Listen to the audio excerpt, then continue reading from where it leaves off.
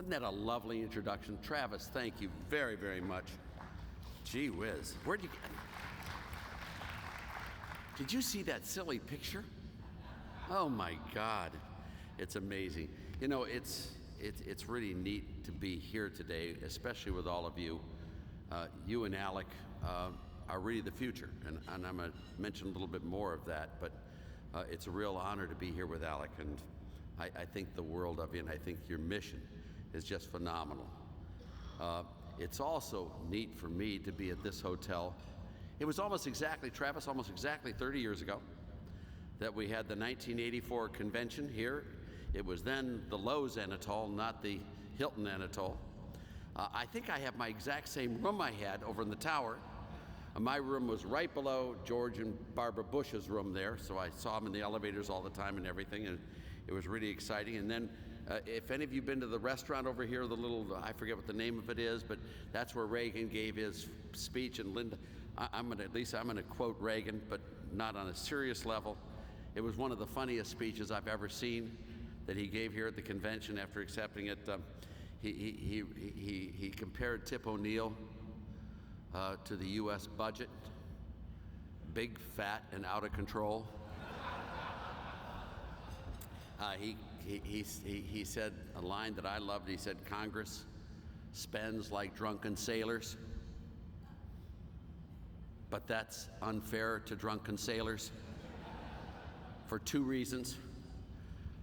Drunken sailors spend their own money, and the next morning drunken sailors are sober." So it brings back a lot of memories. On a fairly serious level, if you look at the U.S. today, if you go back just a couple of years earlier, let's say going back 32, 33 years, it's almost exactly a parallel with where we are today in the United States. In fact, after what's happened in Syria, Afghanistan, Iraq, Egypt, Libya, Crimea, China, Japan, and Vietnam, all the conflicts there, I think it's really true that Barack Obama has finally officially morphed into Jimmy Carter. I now don't think there are any differences, and the issues are the same, and I'm going to talk about one of them just for a second on a national scale, is on the conflicts, the military conflicts today versus what we had 34 years ago when we came in. When we came in 1981, we'd had a pretty big, tough time. Jimmy Carter had been president. We had the hostages in the U.S. Embassy in Tehran. I think it was for 435 days. We had conflicts all over the world. It was a very terrifying period, not unlike what we're having today. There were all the discussions which are the same, and I listen today and I see the same discussions going on and the same mistakes being made. And let me just say that we faced these when Reagan came in. We solved those problems, and it's a very different way than they're looking at it today. For example, sanctions. Sanctioning Russia. Sanctions don't work. If sanctions worked, North Korea would be a free market, pro-growth, democratic, economic, capitalist nation, and we've had sanctions on them for what, 75 years now? If sanctions worked, Cuba would be free, and people would be dancing in the streets. If sanctions worked, Zimbabwe would be successful. If sanctions worked, we wouldn't have problems with Iran. Sanctions don't work.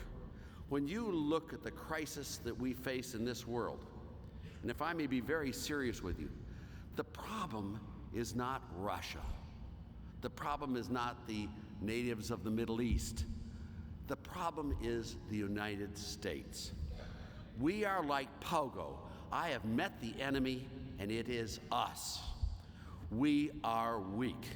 And whenever the central nation of the empire starts crumbling, believe me when I tell you, all the satraps will have revolutions going on all over the place, and that is exactly what's happening.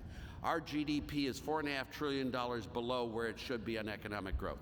It is, because our economy is weak, and our economy is weak for two very simple reasons: high taxes and redistribution of spending. If you tax people who work and you pay people who don't work. Do I need to tell you people the next sentence? Do not be surprised if you find a lot of people not working. Our employment numbers are catastrophic.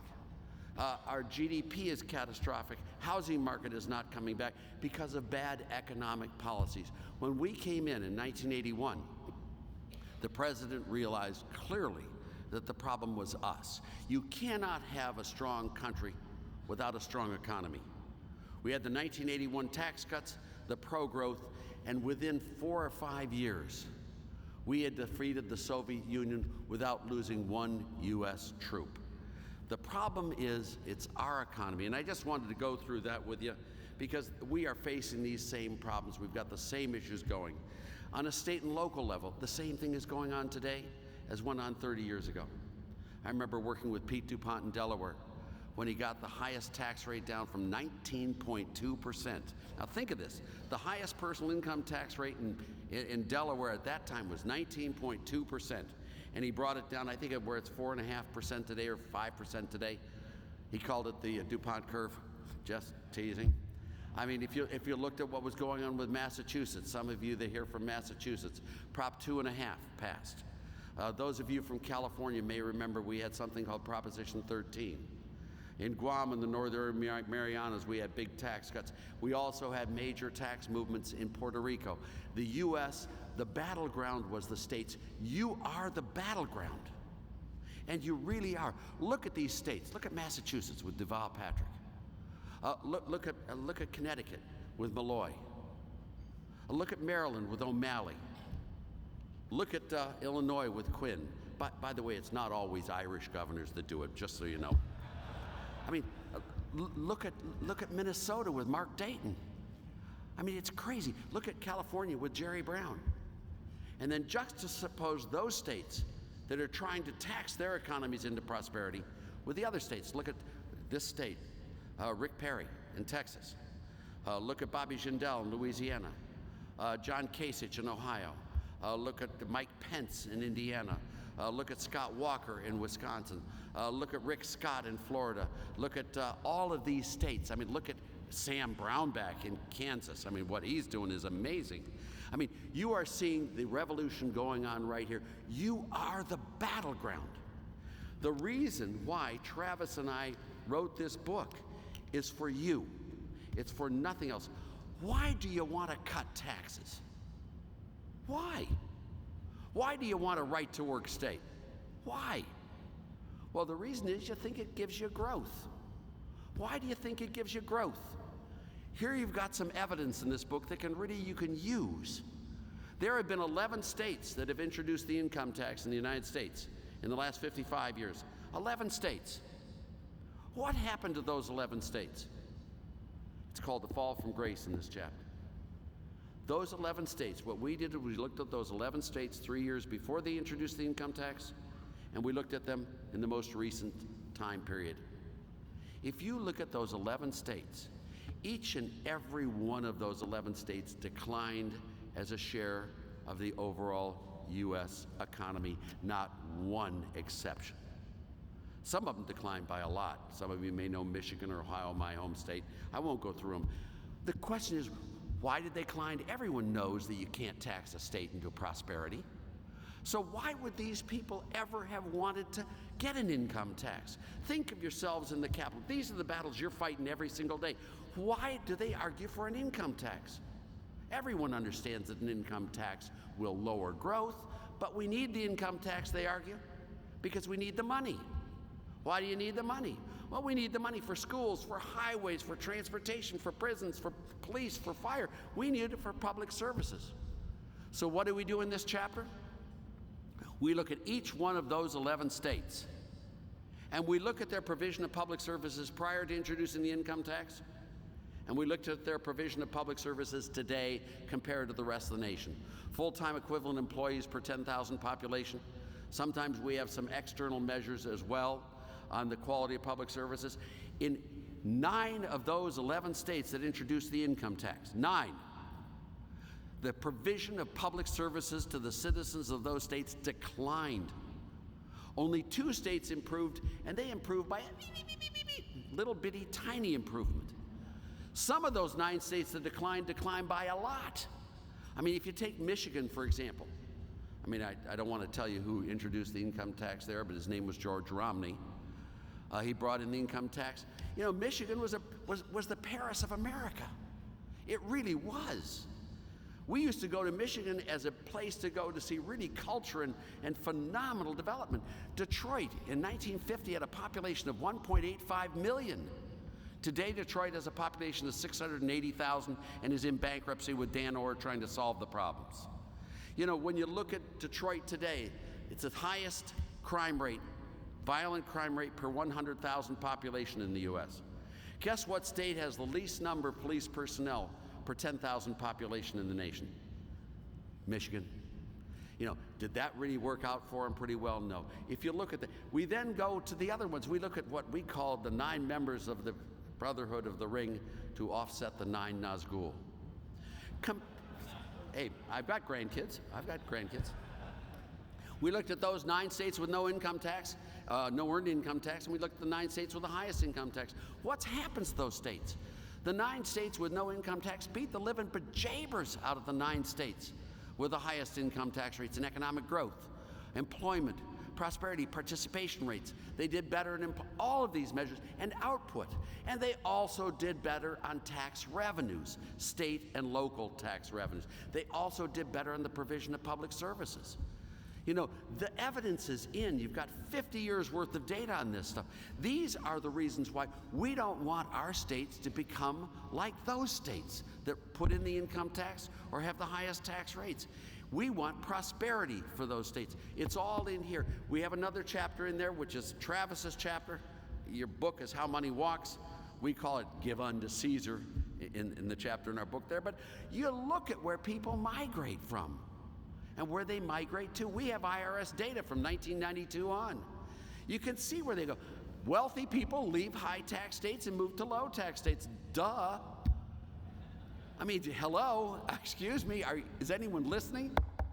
You know, that was the Back to the Future, wasn't that knocked on his, you know, McFly. But, you know, this is why we want low tax rates, to bring the jobs, the prosperity, the growth, the output, the employment. We want to provide prosperity for our citizens. And if you look at these numbers, you can see the Give Unto Caesar chapter on the tax return data. And then we have a chapter in there on California versus Texas, which I went through with you last year in obnoxious detail. So I won't do it this year. But Texas just just kicks California all over the place. I mean, think of it. California has the highest paid teachers in the nation and has the 4th lowest test scores in the nation. And by the way, their 4th lowest test scores in the nation is the best performance they've done in the last 20 years. They usually are the second from the bottom. Thank God for, I don't know whether it's Mississippi or New Mexico, or which one's slightly below California. But I mean, it doesn't work. These models don't work. When you look at this, the reason we're pro-growth, the reason we want to do tax cuts with tax reform, the reason we want right to work is not because we're right-wing ideologues. It's not. It's not because we're Republicans. It's not because we're Democrats. It's not because we're left-wingers. It's not because we're right-wingers. It's not because we're conservative or liberal. It's because we understand economics. And economics is bipartisan, and it's fact-based. I mean, people like doing things they find attractive, and they dislike doing things they find unattractive. Government policies can affect the attractiveness of activities. If you tax rich people and you give the money to poor people, you're going to get lots and lots of poor people and no rich people. The dream in America has always been to make the poor rich, not to make the rich poor. And you know, when I look at all of you here in ALEC, and you know how honored I am to be with you, you are our future. You are the hydrogen clouds in outer space. You are the places where stars are formed. Politics flows up. It doesn't flow down. You are the leaders of the future. And I've got to tell you, I am terribly, terribly proud to be with you today. I mean, it's just, You are the future for my grandchildren, my great-grandchildren. I've got one, by the way, already, one great-grandson. So I'm on the road to really, I figured if I can't convert the liberals, I might as well overpopulate them. But I just want to say thank you here. This is your mission. This is your dream. This is your goal. This is your vision. I hope we've helped you answer those questions in this book. I think we've tied down all the corners. I don't think there's a leakage in that whole process there. But I just want to say, you are our future, and please, please, please, don't waste this opportunity. It's not time to tread water. This is a time in America to really make a difference and make a change. And I want to say to you, Lisa, if I may, to Lisa Nelson, to you, the best is yet to come. God bless you. Thank you very much.